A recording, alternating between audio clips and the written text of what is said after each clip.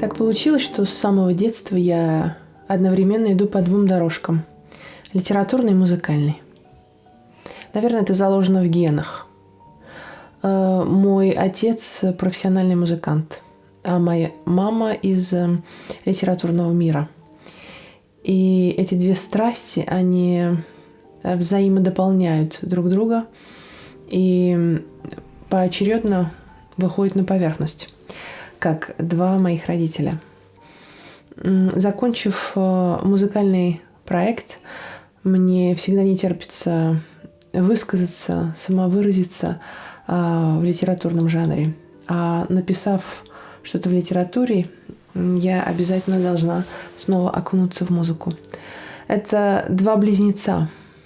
Музыка и литература, они функционируют и существуют по одинаковым правилам и строятся на одинаковых принципах, мне кажется. Принципы выражения, построения, кульминации. Есть те же самые точки, запятые.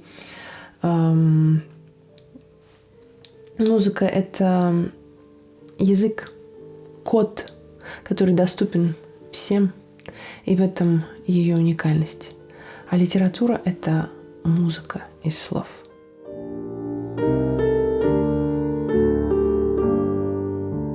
Самым трудным в исполнительском искусстве, как мне кажется, как и в жизни, трудно быть собой и оставаться собой. Дело в том, что начиная свой путь в искусстве, начиная со школы, потом училище, потом консерватория, потом концертная деятельность и так далее, мы постоянно сталкиваемся с тем, что наше мнение – это некий продукт, уже готовый продукт, навязанный нам огромным количеством педагогов, больших важных персон. Вот этот салат из клише, он не позволяет нам остаться самим собой и быть естественным, доверять себе, играть, писать, думать, говорить, как ты хочешь.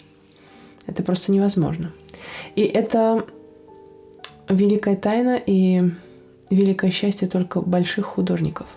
Найти в себе смелость, не играть, не писать, не говорить, как уже в 1000-й раз говорил кто-то или делал кто-то, а довериться своему чутью, своей художественной интуиции, найти в себе смелость, самовыразиться и предоставить на суд публики свое собственное мировоззрение. Вот это, мне кажется, это визитная карточка больших артистов. Только поймите меня правильно, я не против школы. Я считаю, что школа должна быть, и школа должна быть великолепной. И, конечно, я не говорю о том, что Баха надо играть так, как Чардаш Монти, потому что я так хочу и я так чувствую. Или Шопена без педали, потому что без педали его никто не играл.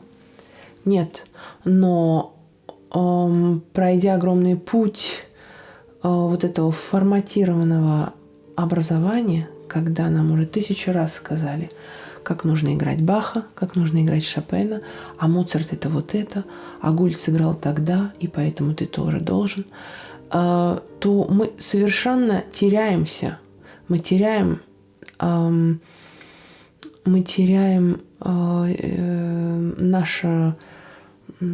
наше главное чутье и становимся как все. И вот это самая главная потеря в искусстве.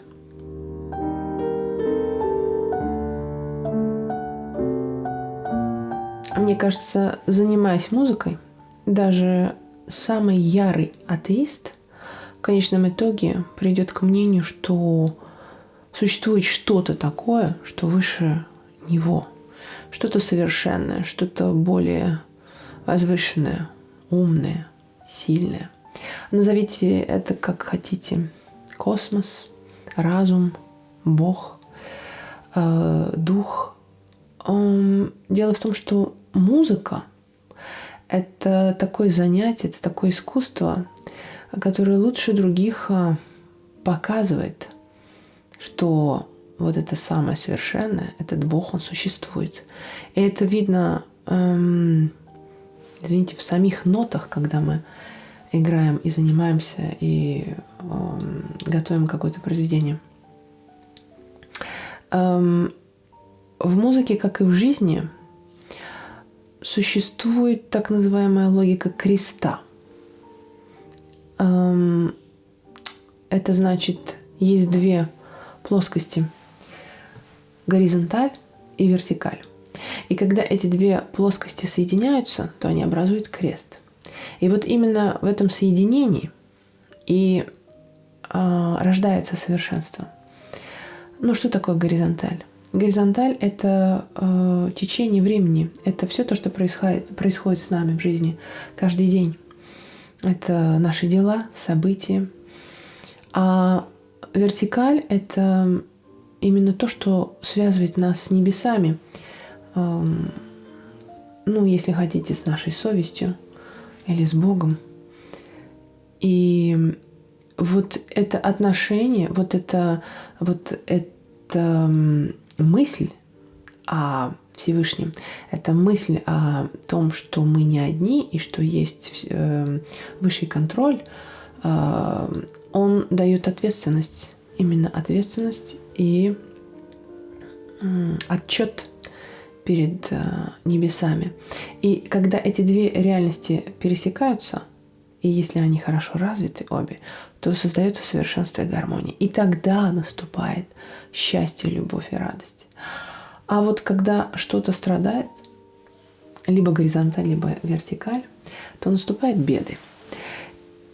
Собственно, это ярко выражено в музыке. Если мы думаем только о горизонтали и не выстраиваем вертикаль, то музыка становится плоской.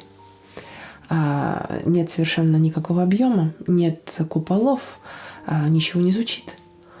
Когда мы думаем только о вертикаль, то все умирает, потому что нет дыхания человеческого, и все замерзает.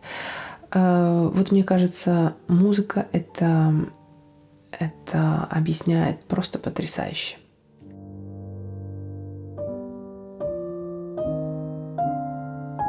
Мне кажется, самое большое искусство – это просто жить, любить и прощать.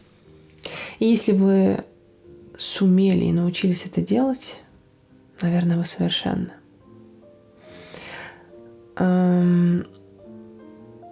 Однажды меня спросили, какой бы мудростью ты хотела бы обладать?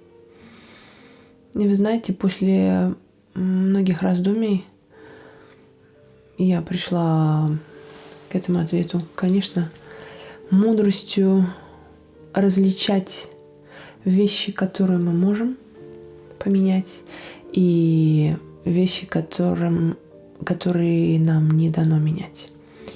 Мы столько времени тратим, мы столько энергии теряем на какие-то переживания, на попытки поменять то, что поменять нельзя, то, что нельзя изменить, то, что предначертано, то, что дано свыше. И наоборот, там, где нужно действовать, там, где нужно торопиться, там, где нужно проявить себя, мы сидим и смотрим телевизор. Так вот, мне кажется, если бы мы обладали этой мудростью, мы были бы всесильны. Еще одним искусством, которым бы я хотела обладать, это умение жить как если бы каждый твой день был последним. Но не в смысле того, что пируй, шикуй сегодня, а завтра хоть потоп, гори все огнем. Нет, не в этом смысле, а в том смысле, что в смысле повышенной ответственности за каждый твой прожитый день. Потому что ведь никто нам не обещал, что завтра мы проснемся, мы откроем глаза, и все будет так, как сегодня.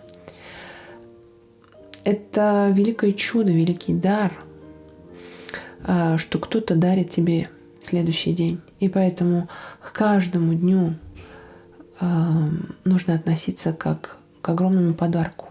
А это значит успеть реализовать все, что пришло к тебе в голову, что пришло к тебе в душу, в мысли, и оставить после себя, оставить в этом дне и в последующих как можно больше доброго, светлого и прекрасного.